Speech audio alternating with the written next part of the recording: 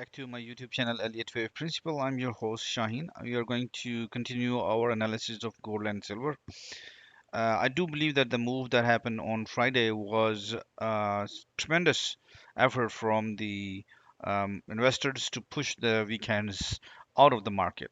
We are to expect a strong movement in gold and silver. There's no denial on it, but that's why I think that Friday move was a strong bearish move just to push the stop losses behind the out of the market. That's what called liquidity grab. So I think we are seeing liquidity grab because the Elliott wave analysis pattern that we were looking at is broken. Does that mean that the forecast that we made or the analysis that we made is broken too? I don't think so. That analysis is broken, at least for the time being. Definitely, some stop losses would be triggered, definitely. But as far as the analysis of bullish move is expected in gold and silver is going to continue. So in my previous video, we analyzed that we have seen impulse trade followed by a correctional wave that are expected to end over here. And I do believe that we were expecting for the prices to continue over here. However, you can see that quite a bit of effort had been made for the prices to push behind that area so that almost all the stop losses that were in this region were triggered.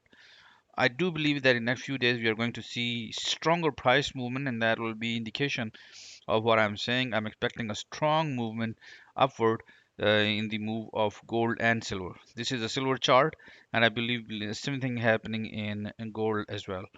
If you look at a smaller time frame, however, we are currently seeing a zigzag pattern starting from the top. So you can call it an A, B, and a C. So C wave, we have clearly wave 1 and 2, wave 3 and 4, and wave 5.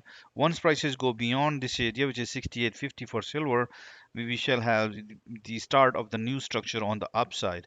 And I'm expecting once again that we are going to see strong movement on the bullish side of silver. And I think a similar movement is expected in gold as well. So once again, if you look at the pattern, if we had an impulsive wave followed by a correctional wave, which was beautiful double zigzag. Right, prices did go up, found a resistance. This is also acting a zigzag, but I am not willing to take consider that this is a part of the previous correction. I have quite a bit of analysis going on, and I believe that this bottom was an important bottom. However, market did what market does is that, and we should be prepared.